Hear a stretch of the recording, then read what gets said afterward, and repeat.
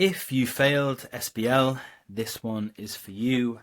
You revised, you knew the models, Porter, the Ansoff matrix, the balance scorecard, the whole lot. You'd read the whole case, every exhibit more than once, and you knew the syllabus. Yet, you still didn't pass SBL. Now, here's the part that nobody tells you. At this level, you don't fail on what you didn't know, you fail on how you wrote down what you did. 6 mistakes, 6 fixes, so stay to the last one. It's the cheapest marks in the entire paper, and it has nothing to do with studying harder.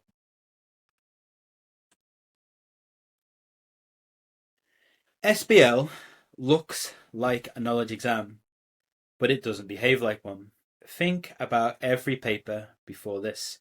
You learnt the model, you reproduced the model, you got the mark, and that worked for years. Then you get here, and the very same instinct is quietly costing you marks on every page. Because this exam doesn't pay for what you know, it pays for what you do with it. And that's where well-prepared people lose marks they genuinely deserved. Quick word count on who's talking, then we'll get into it. So I am Sean Freeland. I teach SBL. That's it. That's a job. I've been teaching this exam for years. I love it, and I specialise in the strategy papers because honestly, I love them all. Most people find them frustrating. I find them the most interesting exams in the whole qualification because they're the only ones that ask you to think like an advisor rather than recite like a student. So for the record, I'm ACCA qualified. I trained at PwC and I'm a module leader on an accredited accountancy program at a Russell Group University in the UK. But the reason to listen to me isn't the letters, it's that I've spent years watching where people lose marks in this exam, and it's the same handful of places every single time. So 6 mistakes for each one, a weak answer, a strong answer, and exactly where the mark moves between them. The last one is the only one almost nobody fixes. Now, a word about the case we're going to use because I want to be straight with you about it. Every example in this video runs on a company that I just made up. It's called Hayden Leisure. It isn't a past paper, and it certainly isn't an exam that you just sat. I have no idea what that was, and anyone telling you otherwise is selling you something, and that's deliberate. For 2 reasons. First, the 6 mistakes are the same whatever the case is, so trying or tying them to one sitting would date this video the moment the next pre-scene drops. Second, and this is the real reason, I can build a company that has exactly the flaws I need to show you a covenant sitting right at the ceiling. A growth forecast that falls apart against the company's own numbers. A real paper gives you what it gives you. This gives you the lessons cleanly, I hope. So Hayden Leisure Group, 42 at mid-market family leisure centres, 168 million in revenue, and they're in trouble. The operating margin has collapsed from 9.1% to 3.4% because a budget gym chain moved in and undercut them. So the board is looking at a way out, buying Aquazon, 11 premium spa and wellness clubs, £58 million funded by debt. But your task throughout is evaluate whether Hayden should acquire Aquazon. So hold on to that word, evaluate it comes back. Mistake 1, you wrote what you knew rather than what they asked for. Okay, so you see acquisition question and you reach for the framework, you set it out neatly, you define the parts and it feels like work. Because every exam before this one paid you for exactly that. But here, knowledge and theory on their own score nothing. The mark isn't for knowing the model, it's for making a point that answers a requirement and tying it to this specific case. An acquisition can be evaluated using suitably, acceptability, and feasibility. Suitability asks whether it fits a strategy. Acceptability considered risks and return, whilst feasibility considers resources. So Aquazon should be assessing against all 3.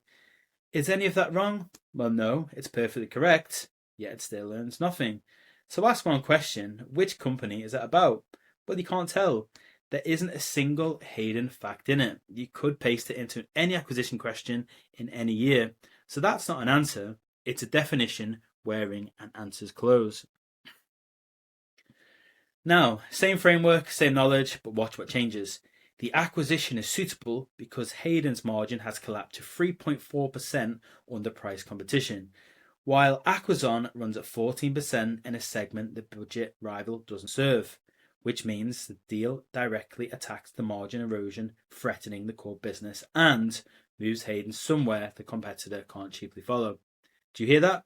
It names the lens, then it stops talking about the framework and starts talking about Hayden. 3.4 against 14, a specific competitor in a specific segment. Then it goes one step further, which means and says what that fact does to the business. So it's point, applied, developed, and then there's a whole mark. The first answer never came near. So the fix is the simplest discipline in this exam. Make your point, anchor it immediately to something specific, a figure, a pressure, a competitor, then say what it means for the business. The anchoring step is the A in VPADJ, so it's apply. And here's the test to run on your own. Take any sentence and ask, could this appear in someone else's answer about a completely different company? If it could, it isn't earning you anything. Mistake 2, and this one is expensive because you ignored the verb. You skim the requirement, spot the topic, and dive into content. The command word goes past you in half a second, evaluate, discuss, recommend, and you never really register which one it was. So you write a balanced discussion when the exam wanted a decision, or you charge in with a decision when it wanted both sides weighted. And you can be entirely right, every fact correct, and still be answering the wrong question. So there is no more expensive misread in this paper than the verb. Let me prove it. Same point about Aquazon's margin, 3 command words, 3 different answers. Evaluate, you weigh the upside against the covenant risk and the shaky growth projection. Then land on balance with a condition. Attractive, but only if part funded by equity. Say, this is a great deal, and you fail the verb however good your facts. Recommend, now your commit. Hayden should proceed or should not. Say which, give the reason, and attach the conditions to the decision rather than leaving them floating. Sitting on the fence under recommend costs you the mark. And discuss, now you explore both sides properly and the judgment lands once at the end. That last bit matters even when the verb wants a judgment. It belongs at the level of the argument, one concluded position per developed chain of reasoning. It's not a little or on balance or tacked onto every paragraph that reads as laboured and earns nothing extra. Same knowledge, 3 shapes decided by a word you may have read in half a second. So decode the command word before you plan a single point. So that's the V in VPADJ, and it comes first for a reason. The verb tells you what your final sentence has to do. Once you know the shape of the landing, everything you plan is aimed at it. 30 seconds on the verb protects the next 40 minutes of writing. Mistake 3. You stopped at the point, so this one is quiet and it's everywhere. You make a good, valid, relevant point and move straight on. It feels finished because you said the true thing. But a point without its consequence and without its judgment is only half made. 1 mark where 2 was sitting there. Do that on every point across a whole paper and the arithmetic is brutal. That's not a bad answer. That's a pass slipping away half a point at a time. Okay, a weak answer here. The acquisition would be funded by debt, which increases Hayden's financial risk. Hayden already has net debt of 61 million. That is a real point. It's relevant, it's true, and there's a case fact in it.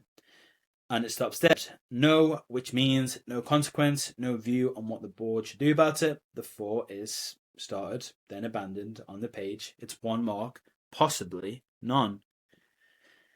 Same point, now finished. The deal is debt funded on top of Hayden's 61 million of net debt, and the covenant caps net debt at 2.5 times EBITDA against a current 2 point, which means a 58 million acquisition drawing further debt will push Hayden through the covenant ceiling, handing control of refinancing to its lenders at exactly the moment it needs headroom to integrate Aquazon. On balance, the risk doesn't kill a deal, but it makes the acquisition acceptable only if a meaningful share of that 58 million is funded by equity. Same opening, but it works the covenant through. 2.2, ceiling of 2.5, more debt coming, and says what that actually does. It hands the bank control at the worst possible moment, then it lands. It's not "this is risky," a position with a condition. The fix is 2 words, and they are "which means." Say your point, then say "which means," and force yourself to write the consequence. That's the D, a develop. Then, where the verb asks for it, land the judgment. And here's to tell, if you can hear yourself finishing a point and immediately reaching for the next, you're in 1 mark territory. Slow down. The second mark costs you 1 more sentence. Mistake 4, the one I'd most like you to take away because people doing it think they're doing it well.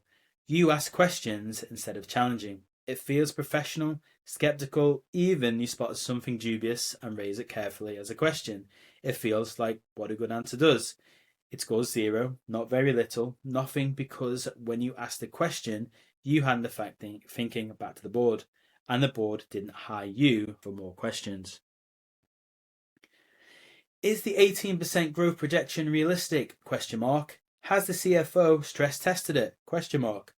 What if growth is lower? ? The board should ask whether these numbers can be relied upon. 4 sentences, 3 question marks, and a suggestion that somebody else look into it. The instinct is right, that projection is dubious, and they spotted exactly what they were meant to spot. And they did it, but nothing with it. All the doubt, none of the work. Same doubt, but now the challenge. The 18% growth projection is not supported by the evidence. ACCA grew 6% last year and the market is growing at around 5%. So 18% implies that ACCA's on simultaneously tripping its own recent growth and taking a substantial share from rivals with no stated basis for either. The projection should be treated as optimistic and the valuation rerun on a realistic rate before the board commits. No question marks. Not one. It states the problem, proves it with the case's own numbers, says what that implies, and says what should happen now. That's not a candidate wondering, that's an advisor concluding. So skepticism is a statement, it's never a question. Name what it isn't supported, weigh it against the evidence, say what follows, 3 moves, and if you take nothing else from this video, take that 1. 4 down, 2 to go. Quick word before we get there, everything I teach in this channel is free and it stays free. There's a full set of free resources to go with this one and I'll point you at them at the end. So let's finish the first 6. Mistake 5, you left 20 marks on the table. 20, a fifth of the exam, goes to professional skills and they're not a bonus for tidy handwriting. The trap is treating the skill as decoration, sprinkling on once the real work is done. So everything goes into the technical content and the skill never shows up. The result is depressingly consistent, 0 to 1 out of 4 per task. 5 skills: communication, commercial acumen, analysis, skepticism, and evaluation. On a 4-mark skill, the ladder runs. It's not demonstrated at all. It's not limited. It's clearly demonstrated, very well demonstrated, which is 4 marks. And here's the thing with internalizing. The distance from the bottom of that ladder to the top is almost never more content. It's usually format. It's tone. It's whether you wrote for the audience you were given and whether the named skill is driving your answer rather than sitting on top of it. You can write more and climb no higher, or write the same content differently and take the lot. The board asked for a report. Here's what they got. The acquisition has various strategic and financial implications. Margin 3.4, acquisition 14, covenant 2.5 times, debt 58 million, growth 18%, but 6 and 5. Overall, the board should think carefully. Everything's there, every figure, every issue, and a board cannot do a single thing with it. There's no structure, no headings, no sense of who it's for, and it ends on think carefully, which isn't a position because it's a shrug. Same content, written like an advisor. A purpose line, 1 sentence on what the report is for, then 3 headed sections, the strategic case, 14% against 3.4. In a segment the rival can't reach. The financial risk is 2.2 against a ceiling of 2.5 and a straight statement that this shouldn't proceed on debt alone. The growth assumption is 18 against a real 6, so retest it. Then an overall assessment on balance attractive, but only if part of it is equity funded, and only if that growth rate is rerun. Not one extra fact, selected, ordered, and pitched for a board that has 10 minutes and a decision to make. That's the difference between 0 and 4. So, earn them deliberately. Before you write, read the requirement again and answer 3 questions. What format did they ask for? Who is reading it? Which skill is being tested? Then let that skill drive the answer. If it's communication, structure does the work. If it's skepticism, the challenge does. You don't pick these marks up by accident, you take them on purpose. And here we are on mistake 6, the one I promised you at the start, the cheapest marks in the paper. You ran out of time. The pattern is always the same. Task 1 is going well, so you keep going because it feels productive.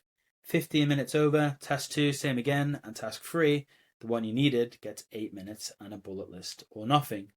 A blank task scores 0, however good the first 2 were, and think about what you gave away. The marks at the end are the easy ones, the first, most obvious points on a fresh requirement. You sacrificed them to polish points that you'd already made. You didn't fail because the paper was hard, you failed because you gave the last task away. So let's make it concrete. 195 minutes, 100 marks. Take 15 at the start to read and get your bearings. Properly without writing, that leaves 180 minutes for 100 marks. So call it 1 point, 8 minutes a mark. 1.8 minutes, sorry. An 18 mark task is worth about 32 minutes, a 22 mark task about 40, and each task plan comes out of these minutes, not on top. And then the hard part, so honour them. When a task time is up, move on, even mid-sentence, even when you can see the point you're about to make, because you can always come back to that task. You cannot invent time. That's a fix, no extra revision, no extra knowledge, just the discipline to stop. Now, look back at those 6 mistakes, because they aren't 6 problems. They're 1 problem showing up in 6 places. Everyone is a step that you skipped, and the 5 steps of VPADJ, what I like to call it, which is verb, point, apply, develop, judgment. Mistake 1 was skipping apply. Mistake 2 was skipping verb. Mistake 3 was skipping develop and judgment. Mistake 4 was doing judgment as a question instead of a conclusion. They're not separate failures, they're one habit which is missing. The candidates who pass this exam aren't the ones who know more than you. They're usually the ones who finish every point. Here's all 6 in one breath. Apply every point to the case, decode the verb before you plan, add which means, and finish the point. State it, weigh it, conclude it, take the professional marks on purpose, budget the minutes, then move on. Not one of those requires you to learn anything new. If you remember one sentence from all of this, make it this one. You don't pass SBL by knowing more. You pass by applying, developing, and judging what you already know in the shape the verb asks for. You almost certainly have enough knowledge. What you've lacked is a method for getting it onto the page in a form that earns. So, where to go next? This is the first video on this channel, and it won't be the last. I'll be working through this exam properly. Verb decoding, each of the professional skills, how to read a pre-scene, full weak versus strong teardowns if that's useful to you. Subscribe and they'll come to you as they land. There's also a free resource page linked below, the write-up of this, a quiz to test whether it actually stuck, and everything else that I put out. Bookmark it if you wish, it's free and will stay free, but let me be straight about the limit of free. A video can show you a weak answer and a strong one, but what a video can't do is mark your answer and show you the 2 marks you keep leaving on the table in the same place every time. That habit is personal until someone points at it. You genuinely cannot see it. So here's what I've built, and there are 3 ways in.